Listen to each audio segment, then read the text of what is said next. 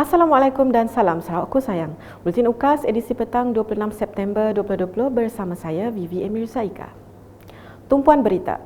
Dalam usaha menangani isu dada dan substans, MIDS One Stop Committee memberi tumpuan kepada tindakan dan intervensi berbentuk penguatkuasaan dan bukan penguatkuasaan melalui kolaborasi bersepadu. Menurut Menteri Kebajikan, Kesejahteraan Komuniti, Wanita, Keluarga dan Pembangunan Kanak-kanak, Datuk Seri Hajah Fatimah Abdullah, laporan berkala juga harus dijalankan bagi mengetahui pencapaian bulanan MIDS.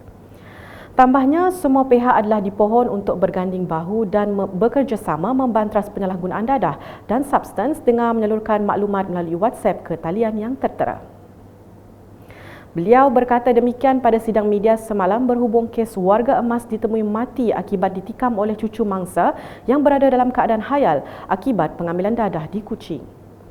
Ujarnya insiden mengejutkan itu menggugat kesejahteraan dan keselamatan keluarga. Dalam sidang media sama, Datuk Seri Fatimah berharap mereka yang belum memohon bantuan khas ibu tunggal BKIT agar membuat permohonan bagi mengelakkan berlaku keciciran. Katanya dokumen yang diperlukan bagi permohonan BKIT telah dipermudahkan dengan hanya perlu menyertakan salinan kad pengenalan, salinan pengesahan atau penyata bank sekiranya ada dan borang pengesahan diri bersama-sama borang permohonan. Sehingga 24 September 2020, seramai 4,386 ibu tunggal yang merupakan penerima bantuan kanak-kanak BKK bagi negeri Sarawak telah disalurkan bantuan berjumlah RM1,315,800. Manakala bagi kategori bukan penerima BKK pula, seramai 214 ibu tunggal turut disalurkan bantuan berjumlah RM64,200. Beralih ke laporan berikutnya.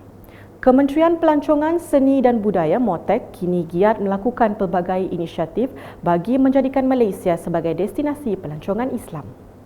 Menterinya Datuk Seri Hajah Nancy Shukri memberitahu MOTEK menerusi Pusat Pelancongan Islam ITC telah merancang untuk melaksanakan pelbagai inisiatif untuk meneroka pelbagai peluang dalam segmen pasaran itu.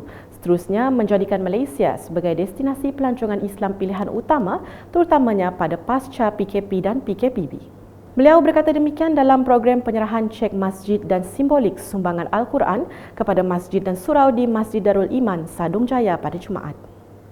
Datuk Seri Hajah Nancy yang juga ahli Parlimen Batang Sadong menambah, kedua-dua pasukan dinamik MOTEK diharap dapat membantu mengubah lanskap pelancongan domestik di Malaysia dan kawasan Batang Sadong terutamanya dalam mengadakan latihan dan bimbingan berkaitan pensijilan halal, pelancongan mesra Muslim dan penjenamaan dan pemasaran produk pelancongan Islam bagi yang berminat mencuburkan diri dalam industri pelancongan. Seterusnya, Timbalan Menteri Pengangkutan Hasbi Habibullah menegaskan tiada perbincangan dilakukan oleh kementeriannya untuk mengenakan lesen dan plat terhadap basikal di negara. Penjelasan beliau itu bagi menjawab isu tular mengenai pelaksanaan lesen dan plat untuk setiap basikal sehingga menimbulkan kerisauan dan kekeliruan dalam kalangan pengguna di seluruh Malaysia. Di Sarawak ini, di seluruh Malaysia sekarang ini banyak peminat berbasikal. Jadi pada minggu lepas hanya nak membetulkan dikatakan basikal akan dikenakan plate number. Tetapi yang sebenarnya saya telah pun baru membentangkan RUU untuk pindaan APJ, Akta Pengangkutan Jalan 2 hari lepas di Dewan Negara. Saya telah pun nyatakan bahawa sebenarnya mungkin ada kekeliruan di sana yang sebenarnya kerajaan dan khususnya Kementerian Pengangkutan tidak pernah ada pun perbincangan tentang untuk mengenakan plate number basikal untuk dilesenkan. Beliau berkata demikian ketika ditemui media selepas majlis penutupan penilaian projek Lebuh Raya Pesisir Utara di Pusat Convention Penview PCC Demak semalam. Katanya lagi, penunggang basikal yang melakukan aktiviti berbasikal di Lebuh Raya perlu mematuhi undang-undang jalan raya untuk memastikan keselamatan mereka terjamin. Selanjutnya di Meradong, ibu bapa perlu memainkan peranan dalam menggilap bakat anak-anak mereka sejak dari prasekolah lagi.